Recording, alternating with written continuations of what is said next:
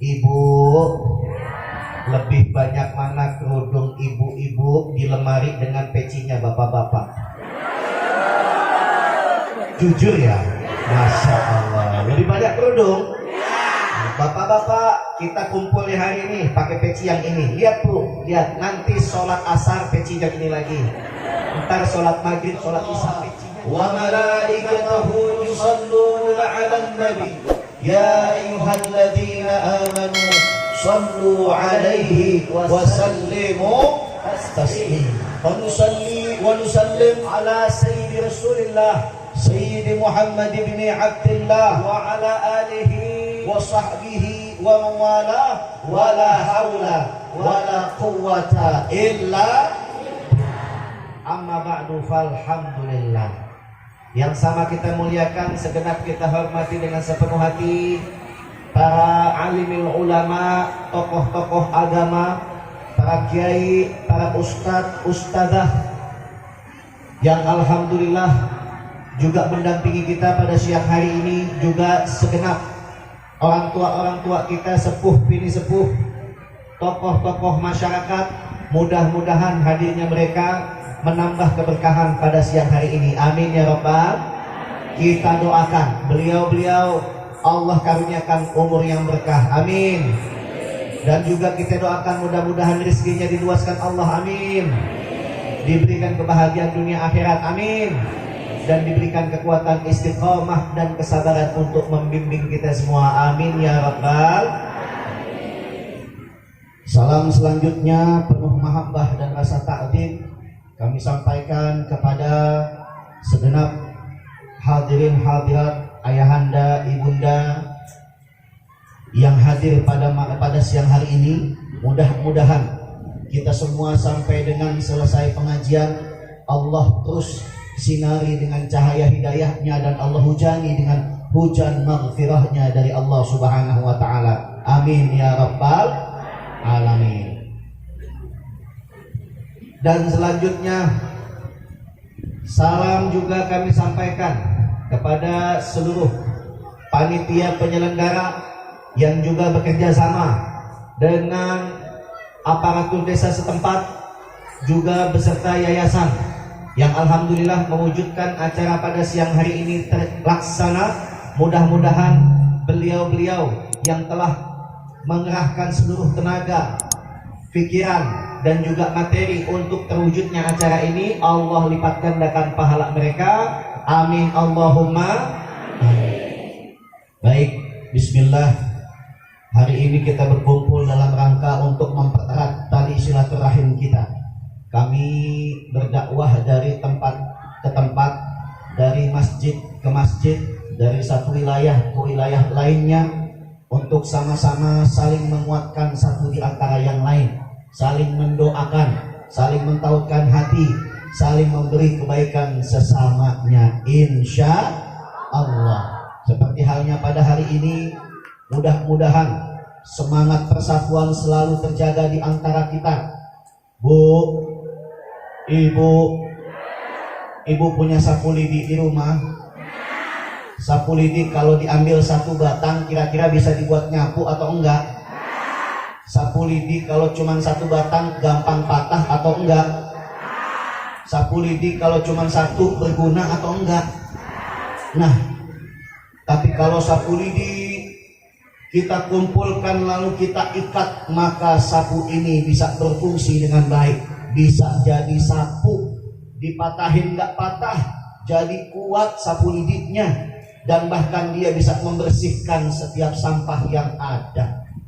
Jadi kalau ada dari kita yang tidak mau diajak bersatu, tandanya kitalah itu sapu lidi yang satu batang tadi.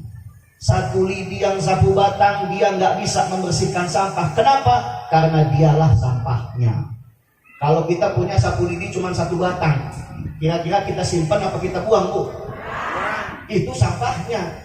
Jadi kalau kita nggak mau bersatu, kita nggak mau saling mempererat ukhuwah Islamiyah antara kita nggak mau mempererat tali silaturahim antar saudara, maka sejatinya kitalah sampahnya. Ibu mau jadi sampah? Ibu mau jadi sampah? Nah, Oleh karenanya kita terus bersatu, jaga persaudaraan, jaga tali silaturahim. Kenapa? Karena Allah kasih yang namanya ikatan yang paling tinggi derajatnya, yakni ikatan silaturahim. Alhamdulillah. Sampai saking tingginya Allah nisbahkan hubungan itu dengan namanya yang mulia. Barusan kita baca Asmaul Husna, salah satu nama Allah adalah Ar-Rahim. Silaturahim pakai nama Allah ujungnya. Kenapa? Saking tingginya derajat itu hubungan, saking tingginya derajat persatuan, Allah rekatkan dengan namanya yang maha mulia, maha pengasih lagi maha penyayang, Ar-Rahim. Dan Rahim ini juga Allah kasih cuma sama satu makhluk, Pak, yang semua makhluk nggak punya, tapi cuma satu makhluk ini yang punya.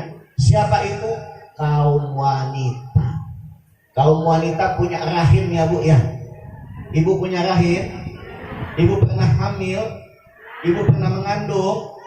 Oh pernah Pak, mengandung itu rasanya sakit, betul Bu? Kalau lagi ngandung apalagi usia tua, Masya Allah, dibawa tidur kayak kubah masjid, telentang kayak angka 3, mau tengkurap takut pecah ibu-ibu. Masya Allah. Bu, ibu pernah ngidam? Ibu pernah ngidam?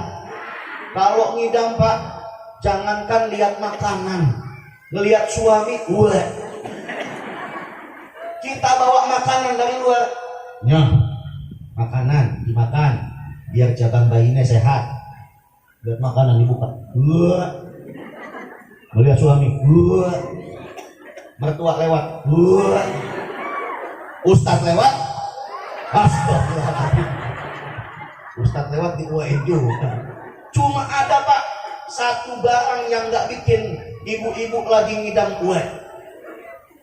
Bapak pulang bawa duit 10 juta, kasih depan mereka, nggak bakal uwet mereka. Betul Bu? Mate emang. Masya Allah. Itu rahim yang punya cuma kaum ibu. Masya Allah. Kalau ada teknologi paling canggih pun nggak bisa dia buat rahim. Ibu-ibu pernah lihat apa namanya film Korea? Pernah Bu? Oh ibu sini mah nggak pernah, enggak. Anak mudanya yang sering tuh nonton K-pop. Itu kalau di Korea tuh banyak yang operasan, banyak yang operasi plastik. Bahkan di Thailand ada orang yang bisa transgender, ubah jenis kelamin. Dia mau kayak perempuan apapun, lebih cantik dari perempuan Pak. Rambutnya bisa panjang, dadanya bisa nonjol, disuntik sama silikon. Padahal dia nggak tahu aja dia tuh paling enak disuntik sama sodikin Pak.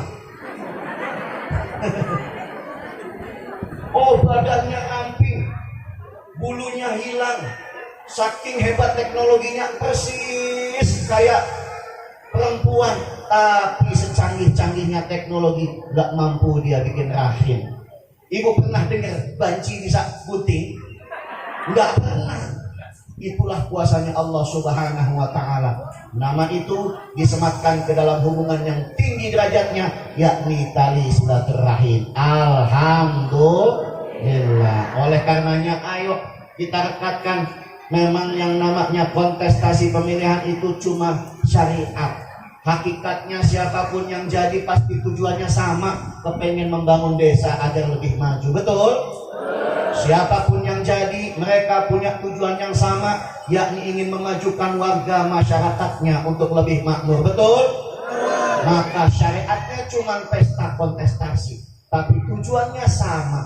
Berarti ketika sudah selesai, ayo kita menyatu lagi. Ibu kalau lihat hujan, Bu, Ibu, hujan selesai, ada matahari nongol, terus ada pelangi. Pelangi itu warnanya apa aja Bu? Merah, kuning, hijau di langit ya. Tuh pinter kayak anak TK Pak.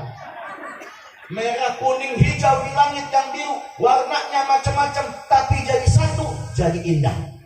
Coba kalau pelangi warnanya hitam semua. Pelangi, pelangi, alangkah indahmu, hitam, hitam, hitam di langit yang hitam, apa yang mau dilihat? Tapi karena Allah maha indah, Allah menyukai keindahan, dibuatlah pelangi itu macam warnanya, beragam warnanya, merah, kuning, hijau, disatukan menjadi satu kesatuan yang indah dilihat. Kalau kita kepengen masyarakat desa Lantak 1000, kurangin lah kalau sama teman lah. Desa Lantak 1000 kepengen menjadi desa yang paling indah, semuanya ayo sama-sama jadi pelangi. Apapun warna kita, kita harus tetap bersatu. Apapun kita memiliki latar belakang yang berbeda-beda, dari suku manapun kita, tetap kita bersatu. Karena al-muslim alal muslim kal bunyan. Setiap muslim dengan muslim yang lainnya bagaikan satu bangunan yang saling menguatkan satu dengan yang lain. Atap nggak akan ada gunanya kalau nggak ada pilar. Pilar nggak ada akan fungsinya kalau nggak ada atap. Maka kita satu kesatuan yang harus bisa senantiasa dijaga sehingga turun keberkahan dari Allah kepada wilayah ini, jadi baldatun thayyibatun wa rabbun ghafur. Amin ya rabbal alamin. Monggo gantian. Udah set nih, alhamdulillah. Udah gantian. Memang itu yang saya nantikan. Apa jatah saya bicara?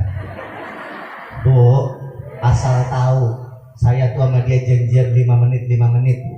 Barusan dia ngomong sendirian sudah 15 menit, Bu. Lupa dia sama aturan yang dibuat.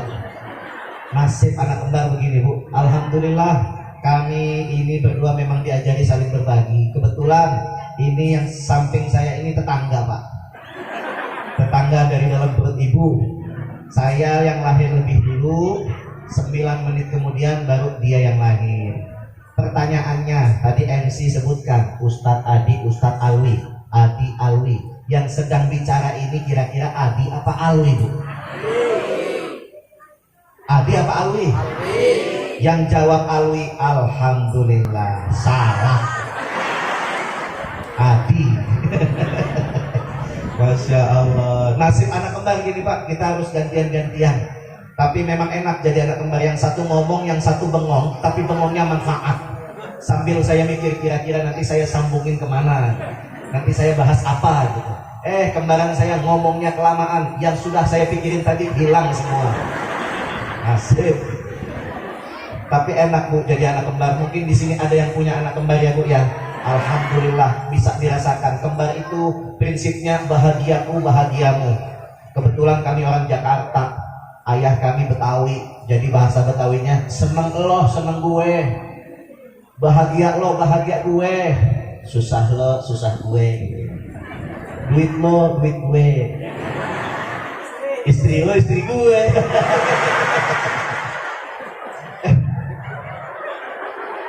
Ini jatah siapa ngomong? Oh iya. Pakai ikut-ikutan lagi.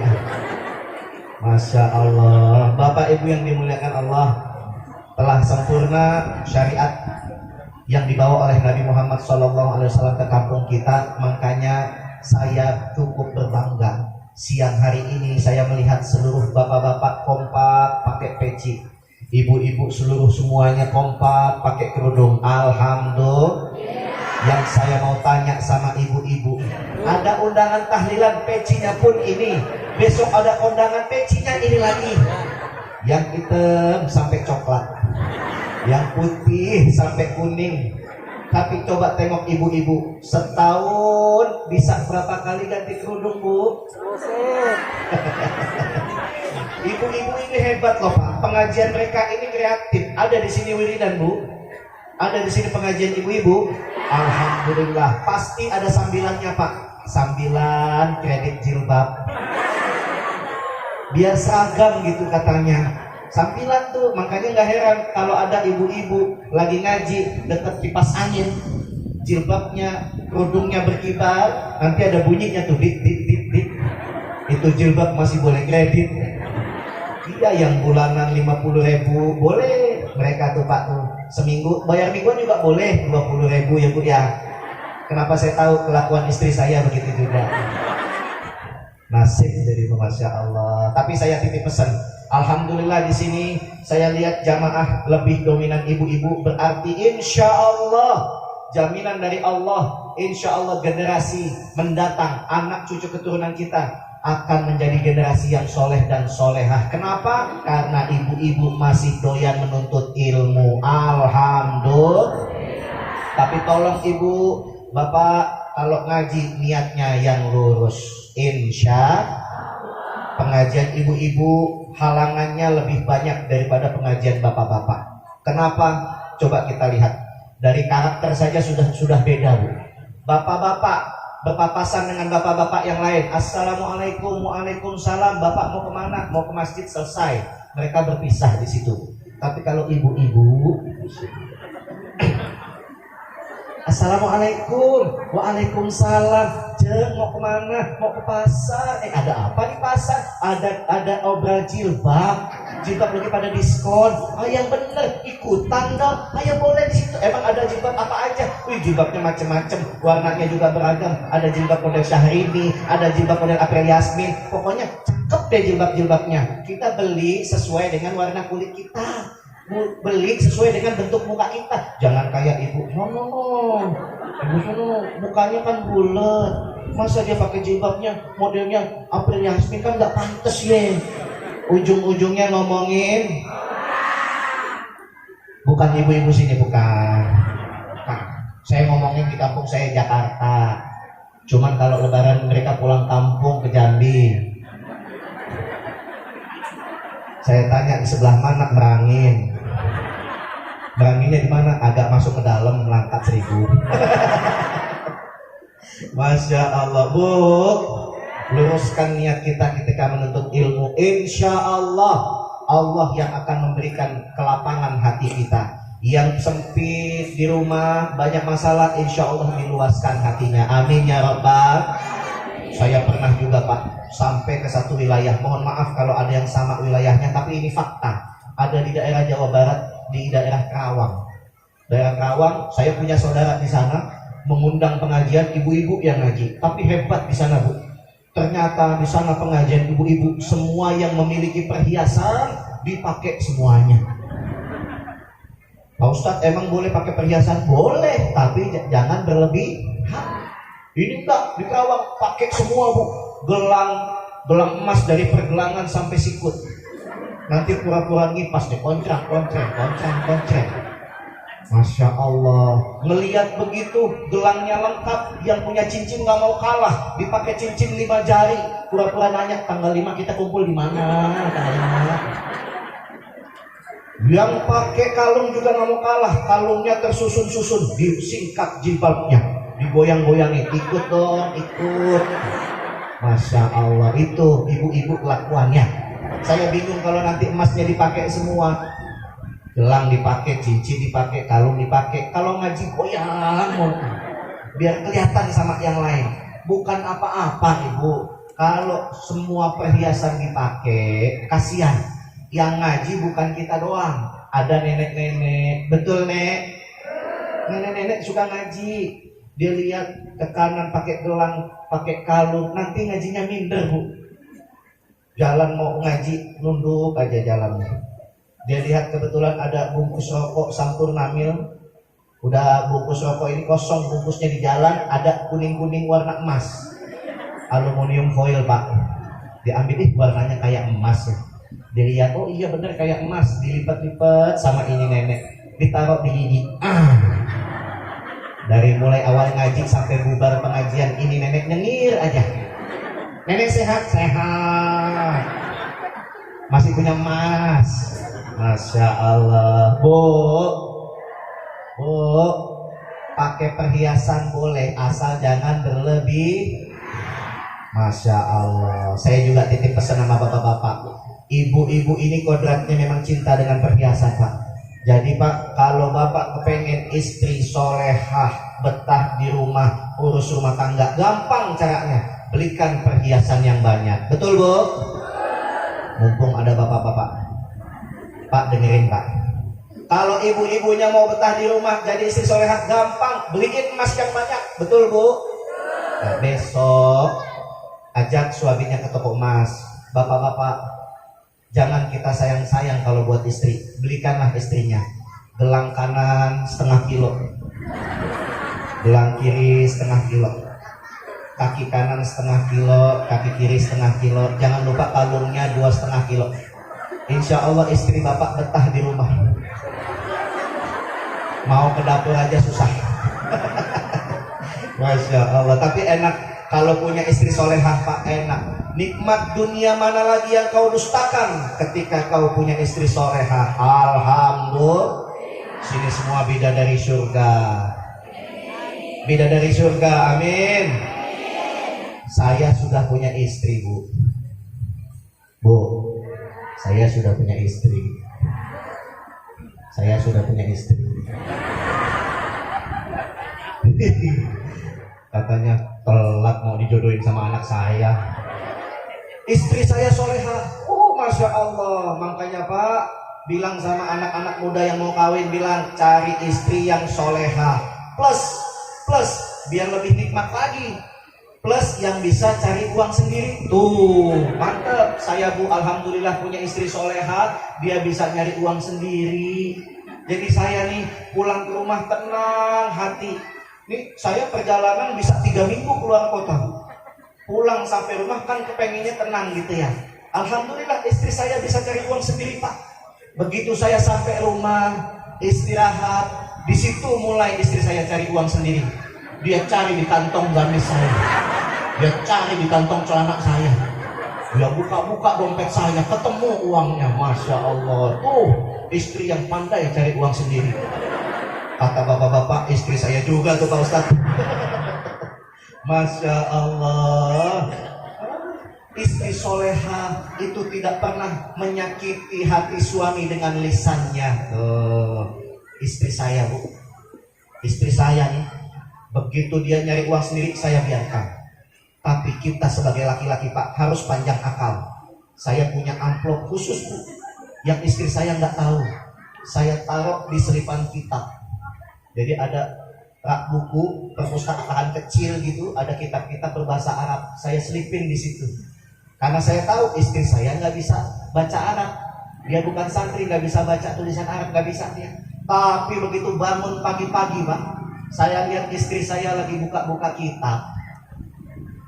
Saya tanya, Umi lagi ngapain? Udah bisa baca kitab? Enggak, lagi bersih-bersih.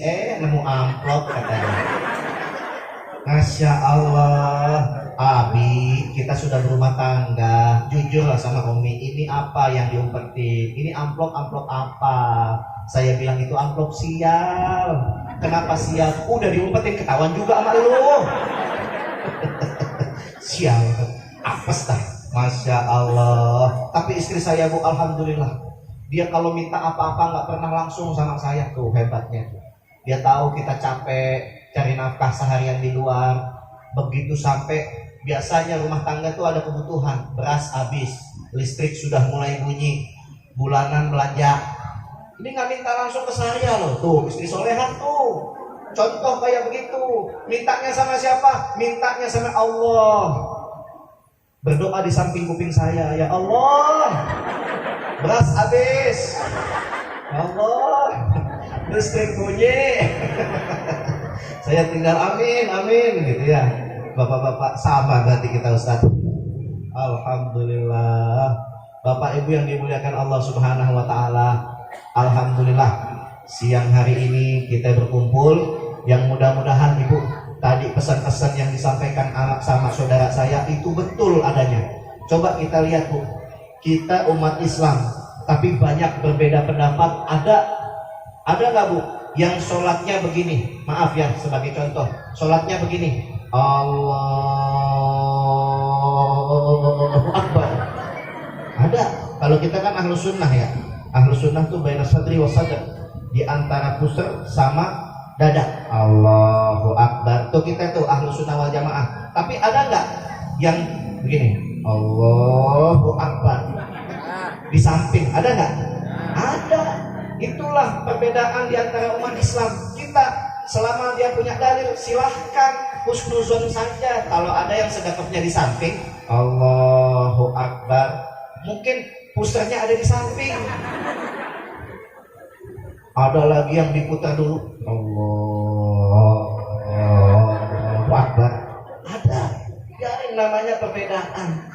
Yang penting tujuannya sholat. Selama dia punya dasar, dia punya guru, silahkan. Ada juga sholatnya begini. Oh, sedekahnya ngirit. Oh, akbar. Kayak unyil begitu. Oh, akbar. Tangannya irit, tapi kakinya boros. Oh, akbar. Begini kakinya. Akbar. Ada nggak? Ada. Yang kayak begitu biarin aja. Mungkin ngajinya belum tuntas. Ngajinya belum sampai bab fikih sholat. Kalau kita kan ahlus sunnah ya. Ahlus sunnah kan lebarnya nggak jauh-jauh ya, minimal sejengkal. Khusus bapak-bapak. Dalam kitab Hasyiah Baijuri itu ibu-ibu agak dirapatkan, bapak-bapak agak dibuka. Ada hikmahnya. Kenapa ibu-ibu dirapetin, bapak-bapak agak dibuka? Kalau bapak-bapak yang dirapetin, ada yang kegencet. Kalau ibu-ibu yang terbuka, masjid musola ada kipas angin, semriwing. Ada hikmahnya, Bu. Diatur begitu sama ulama, ada hikmahnya. Lihat contoh, misalkan Allahu Akbar. Kan begini nih. Kalau misalkan ahlus sunnah ada satu insiden kejadian imam batal. Bagaimana cara gantiin imam? Imam yang di depan menunjuk makmum yang di belakang. Yang ditunjuk maju, dia jadi imam. Majunya gimana? Ada caranya. Majunya 2 langkah berhenti. 2 langkah berhenti. Karena kalau 3 gerakan berturut-turut sholatnya batal. Tuh, enak kalau diatur sama fikih. 2 langkah berhenti. Itu kalau kita segini nih. Nah, coba bayangin yang tadi kakinya lebar. Nah, gitu. Allahu Akbar. Dia sholat, imam batal. Dia di belakang imam, ditunjuk suruh maju. Majunya gimana begini? Makanya cari guru yang benar, insya. Tapi saya yakin di tempat ini banyak kiai-kiai, banyak ajengan, banyak para ustadz-ustadzah yang insya Allah sangat bergurunya sampai kepada Nabi Muhammad Sallallahu Alaihi Wasallam. Gantian. Masya Allah, Bu, Ibu, nggak ada yang pipis di celana kan? Memang saudara saya mau kelakuan begitu ya. Bu, sekarang waktunya ngaji lagi. Kalau sama saya ngaji, sama dia ngebador. Sama saya ngaji lagi. Bapak Ibu yang dimuliakan Allah Subhanahu wa taala, pentingnya ngaji supaya apa? Nular ke anak-anak kita. Jadi sebetulnya kuncinya mudah. Kepengen punya anak soleh solehah gampang. Bapaknya dulu soleh, ibunya dulu solehah, insya Allah anaknya pasti soleh solehah. Kepengen anak baca rajin Quran, rajin baca Qurannya, bapak ibunya harus duluan rajin baca Qurannya. Kepengen punya anak rajin sholat di masjid, orang tuanya duluan contohin harus rajin sholat di masjid.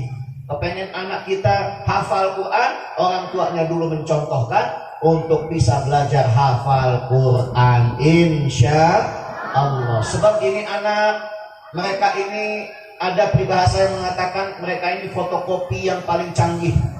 Apa yang dilakukan orang tuanya pasti ditiru, pasti dicontoh, pasti diteladani oleh anak kita. Jadi apapun yang kepengen kita benarkan, kita titipkan nih anak-anak kita, kepengen dia soleh, kepengen dia solehah, kepengen dia rajin ngaji, kepengen dia rajin bacain doa buat orang tuanya, kitanya dulu harus mencontohkan kepada mereka.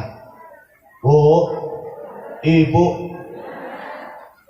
Pak, maafin ya Pak ya, saya sering manggil ibu-ibu. Sebab kalau nggak disapa tidur nanti ibu-ibu. Yang ceramah setengah mati, ibu-ibu juga setengah mati.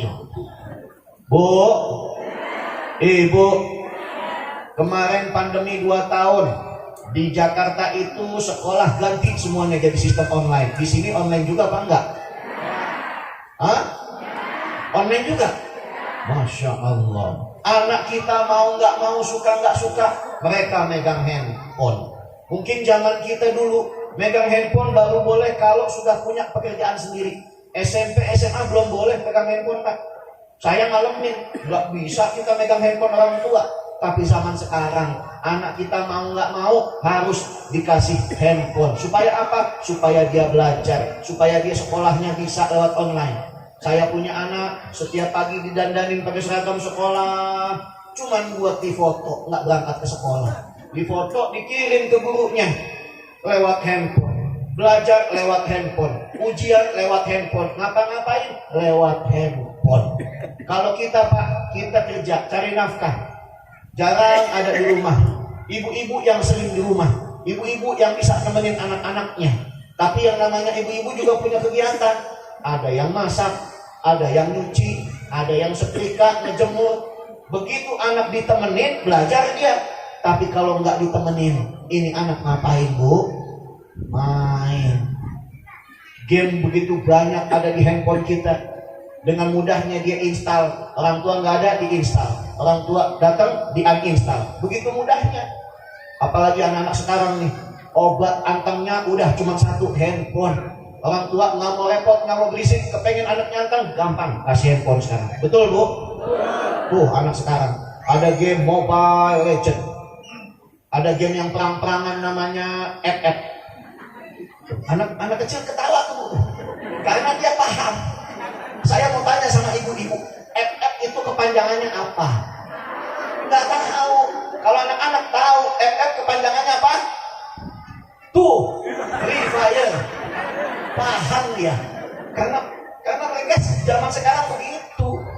Mungkin zaman kita dulu Pak, kita nih generasi terakhir ngalamin surat menyurat. Zaman kita tuh masih ngalamin surat menyurat pakai perangko, diantar ke kantor pos, nunggu balasannya bisa berminggu-minggu. Betul Bu? Kita kepengen kirim surat ke kampung, itu bisa lama, pakai perangko ditaruh di kantor pos. Saya mau tanya, kalau pakai perangko itu ditempel pakai lem, nggak ada lem ditempel pakai air, nggak ada air ditempel pakai nasi. Kalau lem nggak ada, air nggak ada, nasi nggak ada, tempelnya pakai apa Bu? Nah, ini generasi jadul semuanya nih. Masya Allah, lem nggak ada, nasi nggak ada. Masya Allah, itu saya ngalamin. Coba anak sekarang nggak ada yang paham perangko, nggak ada yang paham konsep surat menyurat. Kepada yang terhormat, kepada yang tersayang, nggak ada yang tahu. Nggak tahu tuh mereka caranya ngirim ke kantor pos gimana, nggak ada yang tahu. Mereka mau ngirim pesan gampang, tinggal buka WhatsApp, set, kirim pesan, klik, sampai. Detik itu juga. Meskipun temannya ada jauh di beda kampung, sampai. Meskipun saudaranya jauh beda pulau, sampai. Meskipun saudaranya lagi haji umrah beda benua, sampai detik itu juga. Itulah teknologi saat ini. Kalau kita nggak adu cepat, kita kawal mereka pertumbuhannya dengan pendidikan agama, bisa kebablasan. Bayangkan Bu, ada juga aplikasi-aplikasi yang sekarang ini merubah wajah dunia. Kadang-kadang anak-anak perempuan kita, lebih sering anak perempuan Pak, itu mereka punya aplikasi yang namanya TikTok. Ibu tahu TikTok? Oh kalau TikTok tahu ini. Jangan-jangan sering joget juga depan kamera. Itu anak-anak kita lihat tuh. Kalau kita buka TikTok, banyakkan mereka anak-anak yang joget depan kamera. Urat malunya dibikin putus sama TikTok. Dia joget depan kamera. Ada lagi yang umbar aurat. Masya Allah, berapa juta pasang mata yang melihat. Sebanyak pasang mata yang melihat, sebanyak itu juga dosanya. Na'udzubillahi min. Zaman dulu kalau kita bersin, bangkis, itu hasil. Alhamdulillah. Begitu. Anak sekarang bangkisnya beda Bu. Bangkisnya anak sekarang di depan handphone pasang lagu. How you like that? Pakai lagu. Anak dulu itu dibekali. Kalau ngaji pasti dibekali silat, bela diri. Di sini ada silat Pak? Ada. Alhamdulillah diajarin silat kalau anak-anak dulu. Set, wah jurusnya tuh. Musuh dekat pukul. Pak. Anak sekarang juga punya jurus. Tapi mesti di depan handphone pasang lagu. Set, saya masih ting-ting. Masya Allah, itu bedanya anak dulu sama anak sekarang. Kalau dulu kita dipertegas sama orang tua, habis sholat baca Quran, habis sholat baca Quran. Makanya kalau orang tua dulu buka pintu kamar anaknya, dilihat pasti wajah anak-anaknya bercahaya. Ngapain? Karena ini anak sedang baca Quran, kena wajahnya air wudhu. Beda-beda tipis dengan anak sekarang. Ibu bapak sekarang nih, kalau malam buka pintu kamar anaknya, wajah anaknya pun bercahaya. cuman beda cahayanya. Cahaya apa, Bu? HP. Masya Allah. Kalau yang dibuka yang manfaat, monggo, tafadhol, silahkan, bahkan berpahala kalau yang bermanfaat. Tapi kadang-kadang yang dibuka sama anak-anak kita tuh yang nggak jelas contohannya. Ada lagu yang nggak manfaat viral, ada lagu yang nggak ada faedahnya viral. Kalau sholawat yang diviralin, wow, masya Allah. Allahul kafi, Rabbunal kafi. Itu kan viralnya lewat medsos. Itu berpahala. Kita share lagi, kita pasang terus, berpahala. Tapi kalau lagu-lagu yang nggak manfaat, ini kadang-kadang banyak lagu-lagu yang nggak bermanfaat viral, Pak. Ada dulu pernah viral lagu dari Thailand kalau nggak salah, cuma 3 huruf. Viralnya, masya Allah, 3 huruf, W-I-K, viral itu, masya Allah. Apa artinya juga kita nggak tahu. Itulah tantangannya generasi saat ini.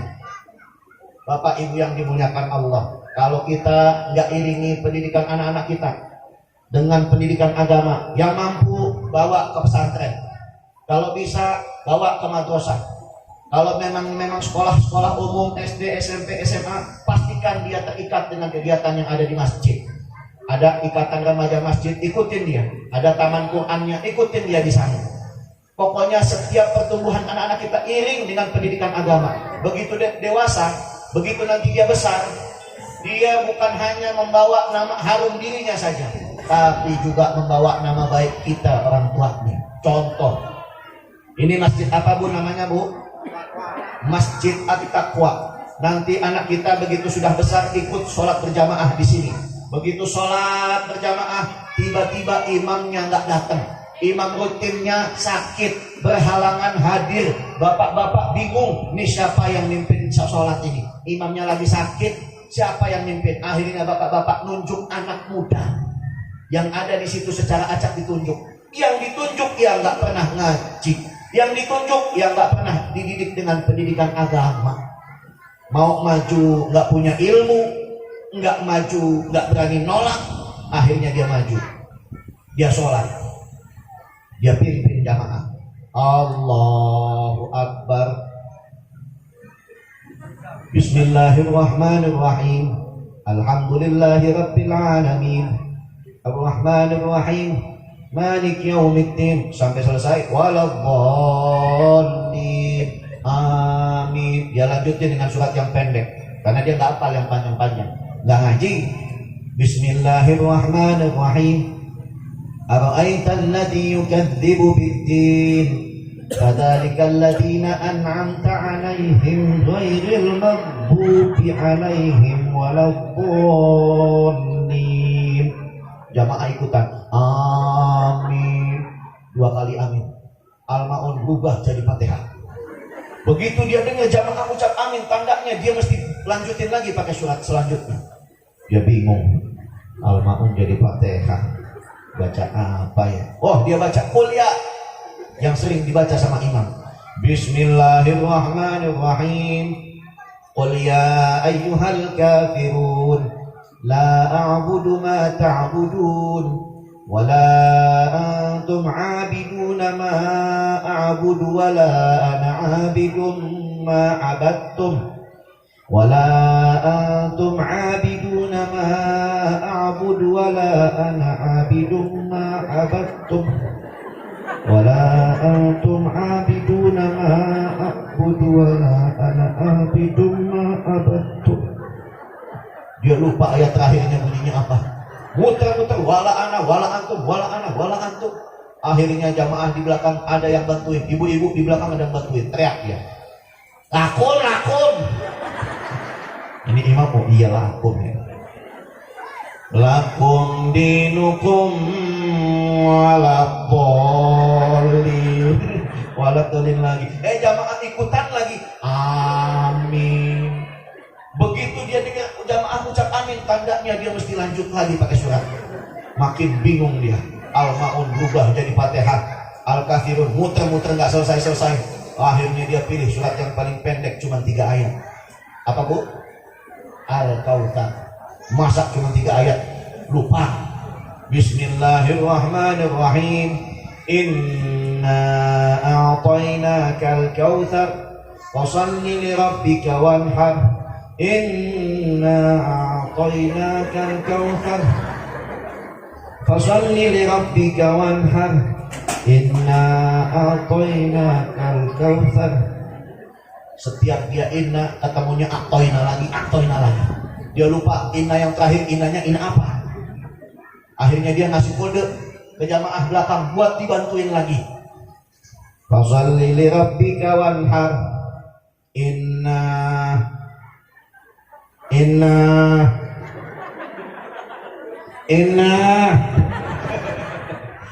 ibu-ibu yang tadi teriak laku dia teriak lagi. Inna lillahi wa inna ilaihi rajiun. Berantakan sholatnya. Gara-gara nih imam nggak pernah ngaji. Na'udzubillahi min dzalik. Hada laisa min istihza di ayatil Quran. Ini kita bukan lagi sedang memperolok-olok ayat Quran, bukan. Tapi ini adalah satu contoh kejadian yang bisa saja terjadi, yang mungkin saja terjadi kepada siapapun, termasuk ke anak-anak kita, manakala kita nggak kawal dia dengan pendidikan agama. Betul, Bu? Itulah karenanya kita pentingkan diri kita untuk bisa mencetak aset yang paling berharga buat kita. Aset kita bukan mobil, aset kita bukan rumah yang mewah, aset kita bukan kebun yang berhektar-hektar, bukan. Aset kita yang paling penting dan paling bermanfaat buat kita dunia dan akhirat adalah anak-anak kita. Kepengen sukses dunia akhirat, cetak anak-anak kita jadi anak yang soleh dan solehah. Bikin dia bisa baca doa setiap selesai sholat. Rabbil firli wali walidayya warhamhuma kama rabbayani shaghira. Sebut nama orang tuanya, ya Allah, ayah saya fulan bin fulan, ya Allah, ibu saya fulanah binti fulan, ampuni dosa-dosanya, terima amal ibadahnya, bahagiakan hidupnya dunia akhirat. Kalau punya anak yang model semacam itu, bahagia hidup kita dunia dan akhirat, insya Allah. Nanti sebentar lagi kita mau menjelang masuk bulan Dzulhijjah. Ada Idul Adha di sana. Ada Idul Kurban. Kurban itu, Pak, ini mumpung kita sudah masuk bulan Dzulqa'dah, ini sambil kita bahas singkat. Yang namanya kurban itu sejatinya adalah refleksi kita seberapa besar kita sayang sama anak-anak kita. Kalau kita sayang sama anak kita, maka berilah persembahan kurban yang terbaik untuk Allah. Zaman dulu Nabi Ibrahim sebelum punya anak Nabi Ismail, itu kan lama nggak dikasih anak sama Allah. Beliau punya anak begitu usianya sudah berumur, sudah sepuh, baru dikasih anak. Nabi Ibrahim ini setiap tahunnya berkorban untuk Allah al-fusyah wa thalathah mi'ah bakarah wa mi'ah badanah, 1000 kambing, 300 sapi, 100 ontak. Bayangkan banyaknya, betapa banyaknya korban yang dipersembahkan oleh Nabi Ibrahim untuk Allah. Semua takjub dengan kehebatan korban yang diberikan oleh Nabi Ibrahim kepada Allah. Fataja'aban nas, malaikat takjub. Lalu kemudian Nabi Ibrahim ngomong, hada kullu laisa syai'in indi. Ini semuanya nih belum seberapa buat saya. Sampai-sampai dia ngomong, wallahi law kana li ibnun la'adbahannahu fi sabilillahi ta'ala. Betul, demi Allah, jangankan 1000 kambing, jangankan 300 sapi, jangankan 100 onta, kalau saya punya anak, demi Allah saya korbankan juga buat Allah. Ini dia ngomong sebelum punya anak. Begitu Allah kasih anak, dikaruniai anak, maka ketika Nabi Ismail sudah mencapai usia, dia bisa berjalan lagi. Lucu-lucunya di riwayat disebutkan 11 tahun, riwayat lain disebutkan 13 tahun. Nabi Ibrahim dikejutkan dengan mimpi. Mimpinya apa? Mimpinya pada tanggal 8 Dzulhijjah datang suara yang mengatakan, ya Ibrahim, ufi binadrik. Wahai Ibrahim, penuhi, tunaikan janjimu, penuhi nadarmu. Sambil di dalam mimpi itu beliau sedang menyembelih anaknya. Bangun dia, istighfar kepada Allah. Astagfirullahaladzim. Ini barusan mimpi dari setan apa dari Allah? Makanya 8 Dzulhijjah disebut tarwiyah, karena Nabi Ibrahim masih menerka-nerka, masih bingung, ini perintah Allah apa bukan. Di hari selanjutnya tanggal 9 Dzulhijjah dapat lagi mimpi yang sama. Ufi bin Adrik, ya Ibrahim, sambil menyembelih anaknya di dalam mimpinya. Bangun lagi, barulah beliau sadar ini datangnya perintah dari Allah Subhanahu wa ta'ala. Makanya 8 Dzulhijjah disebut Tarwiyah, 9 Dzulhijjah disebut Arafah. Nanti 8 Dzulhijjah kita puasa sunnah Tarwiyah, 9 Dzulhijjah kita puasa sunnah Arafah. Di tanggal 10 Dzulhijjah dapat mimpi lagi.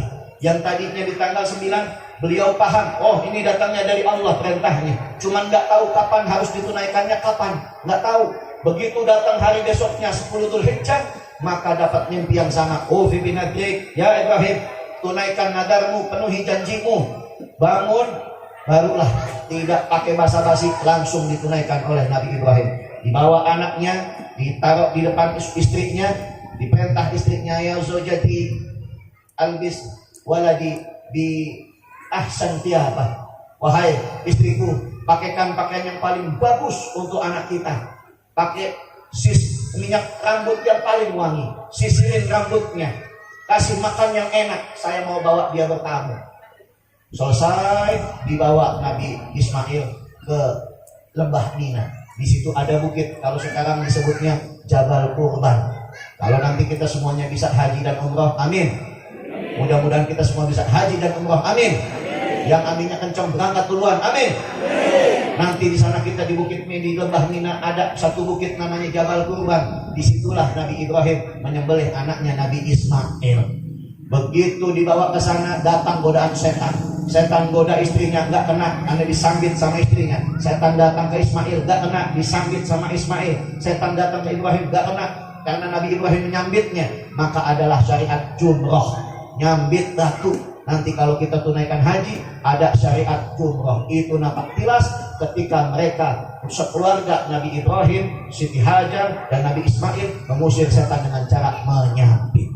Begitu selesai, disembelih langsung di satu altar, satu batu-batuan yang besar, disembelih.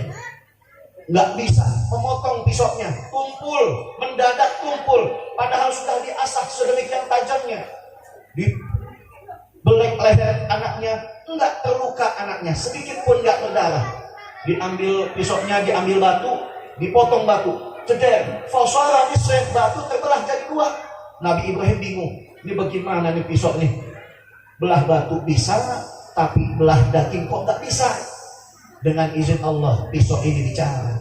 Ya Ibrahim, anta taqul iqta, walakin ilahul alamin yaqul la taqta. Wahai Ibrahim, engkau boleh punya permintaan, engkau boleh punya perintah kepadaku, potong. Tapi yang punya alam, Allah Subhanahu wa ta'ala, pemilik alam semesta, memerintahkan kepadaku untuk tidak memotong. Maka perintah mana yang harus aku ikuti? Masya Allah, turun malaikat Jibril, bawa yang namanya kibas, kambing yang besar, mulutnya lebat, gemuk badannya. Di riwayat disebutkan ini kambingnya Habil, anaknya Nabi Adam, kakek kita semua. Anaknya Nabi Adam punya anak namanya Habil sama Qabil. Habil ini korban dengan kambing yang paling bagus.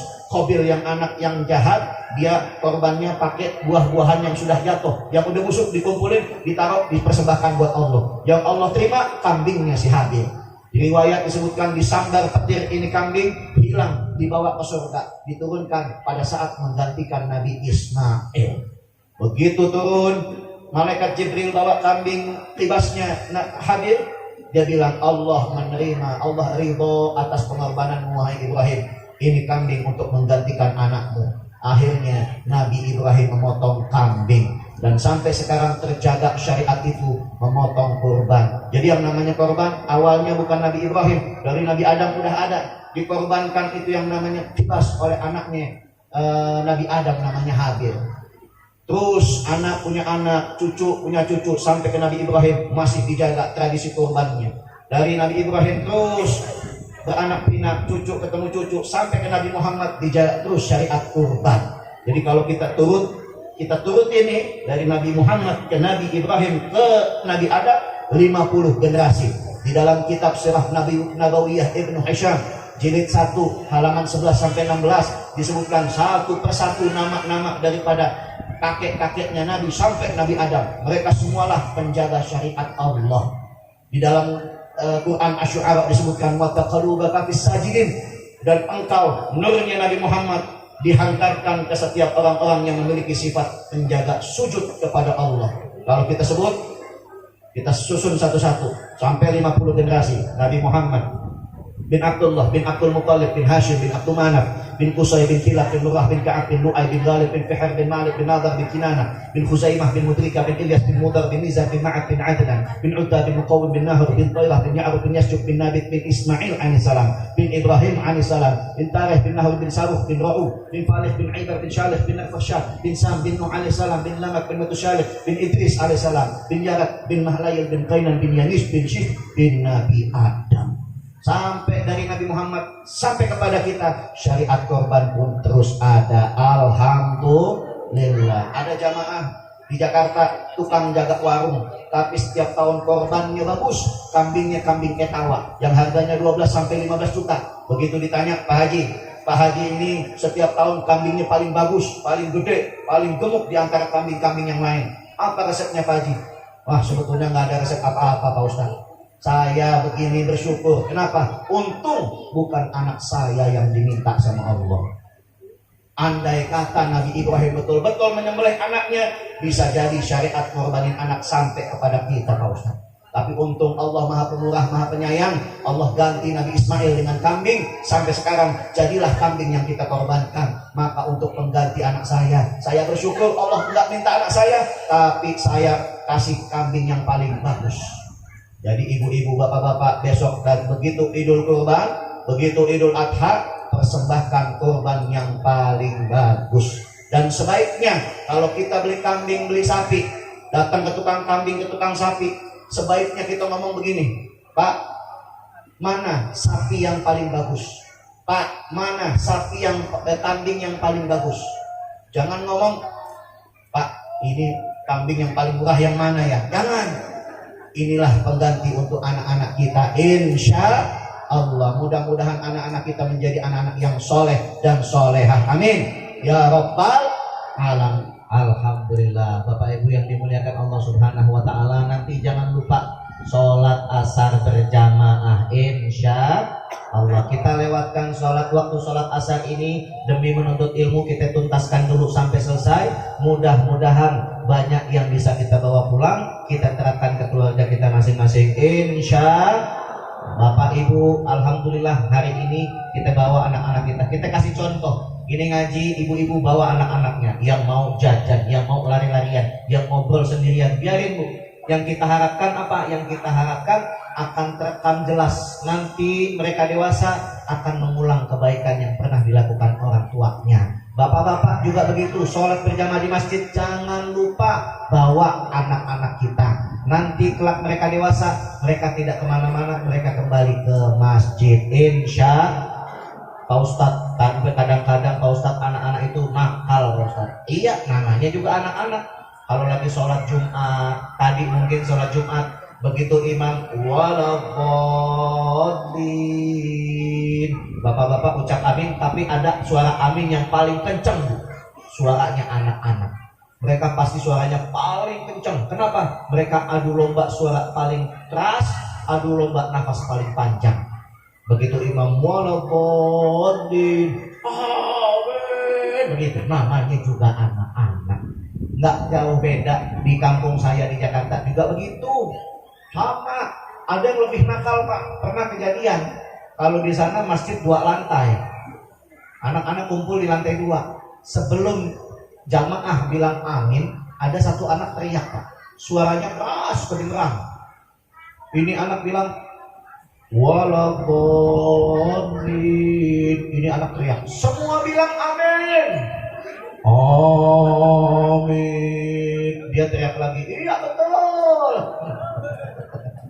Bandel banget kan? Masya Allah. Gak apa-apa, namanya juga anak-anak. Yang kita harapkan mudah-mudahan mereka akan mencontohkan kebaikan-kebaikan yang pernah kita ajarkan, insya Allah. Bapak Ibu yang dimuliakan Allah, ada informasi yang juga terlebih penting agar kita ketahui bersama, bahwasanya alhamdulillah siang hari ini kita bisa berjumpa dengan banyak wasilah, banyak perantara yang menyebabkan kita bisa berjumpa. Di antaranya adalah Perjalanan safari dakwah ini diselenggarakan oleh Yayasan Kita Peduli Berbagi. Yayasan Kita Peduli Berbagi ini kantornya ada di Pekanbaru Riau.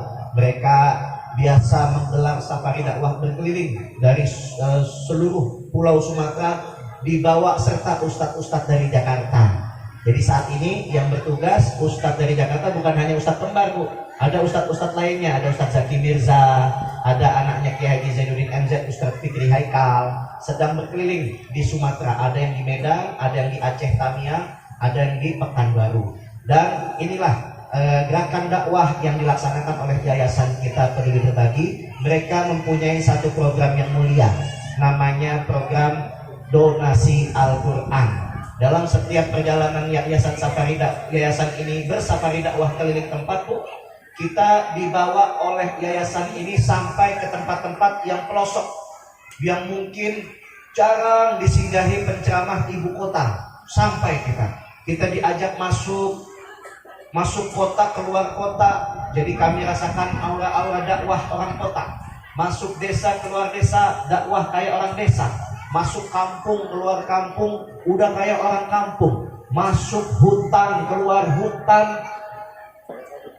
Ayah ibu jangan diterusin. Kebiasaan emang ibu-ibu, orang utang katanya.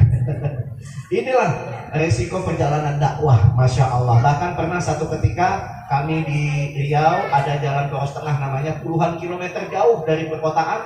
Itu mengalami musibah karena jalannya berlumpur. Masya Allah. Suka duka dari gerakan dakwah yang diinisiasi oleh Yayasan Kita Peduli Berbagi. Bapak Ibu yang dimuliakan Allah Subhanahu wa taala, oleh karenanya Yayasan Kita Peduli Berbagi pada siang hari ini mengajak kita untuk mengambil bagian, yaitu saling berbagi dengan donasi Al-Quran. Kita sedang diajak untuk bersedekah, yaitu sedekahnya sedekah Quran. Nah, insya Allah apa yang dilaksanakan oleh Yayasan Kita Peduli Berbagi, dalam setiap tempat ini mereka banyak menemukan permintaan bantuan pengadaan Al-Quran. Kadang-kadang jumpa dengan pesantren, jumpa dengan madrasah yang betul-betul kekurangan bantuan Al-Quran. Santrinya banyak, Al-Qurannya sedikit. Nah, disinilah tugas Yayasan Kita Peduli Berbagi, sampai ke satu wilayah, mengumpulkan, menghimpun para donatur-donatur yang ingin menyedekahkan Al-Quran, lalu sampai ke wilayah yang lain, mereka akan menitipkan juga Al-Quran dari kaum muslimin yang sudah dikumpulkan. Alhamdulillah. Bapak Ibu yang dimuliakan Allah Subhanahu wa taala, mungkin kita akan diajak untuk menjadi pejuang Al-Quran sebagaimana takdir Allah. Siang ini kita berjumpa. Siang ini kami jauh-jauh dari Jakarta bisa sampai ke tempat ayahanda dan ibunda. Dan mungkin juga kita ditakdirkan bersama-sama menjadi pejuang Al-Quran. Kalau konsep sedekah, kita sudah tahu semua. Kita sedekah, Allah ganti 10 kali lipat, bahkan lebih dari itu. Itu konsep sedekah. Tapi khusus sedekah Al-Quran, Allah ambil dulu kemuliaan Al-Quran. Karena Al-Quran itu mulia, maka Allah memuliakan yang memuliakan Al-Quran. Ramadan, bulan Ramadan dimuliakan Allah. Kenapa? Itu bulan turunnya Al-Quran.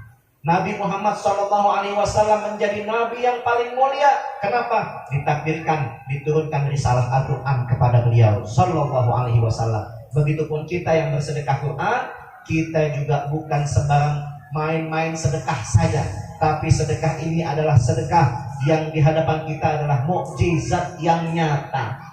Al-Quran itu mukjizat yang abadi sampai akhir masa. Mungkin kita tahu nabi-nabi terdahulu mereka dikasih mukjizat hanya berlaku di zamannya saja. Nabi Ibrahim dibakar, api menjadi dingin. Sampai sekarang tidak pernah ada cerita api jadi dingin. Nabi Sulaiman bisa berbicara dengan hewan. Sampai sekarang tidak ada teknologi yang mengerti bahasa hewan. Nabi Musa membelah lautan, gak ada yang bisa belah lautan. Karena mukjizat itu hanya berlaku di zaman nabi-nabi tersebut. Tapi khusus Kanjeng Nabi Muhammad Sallallahu Alaihi Wasallam, mukjizatnya mulia. Mukjizatnya sampai detik ini kita umatnya masih bisa berhadap-hadapan. Kita melihat dengan mata kepala kita. Kita membaca mukjizat tersebut dan kita jadikan pedoman untuk menyelamatkan hidup kita dunia akhirat, yaitu Al-Quran.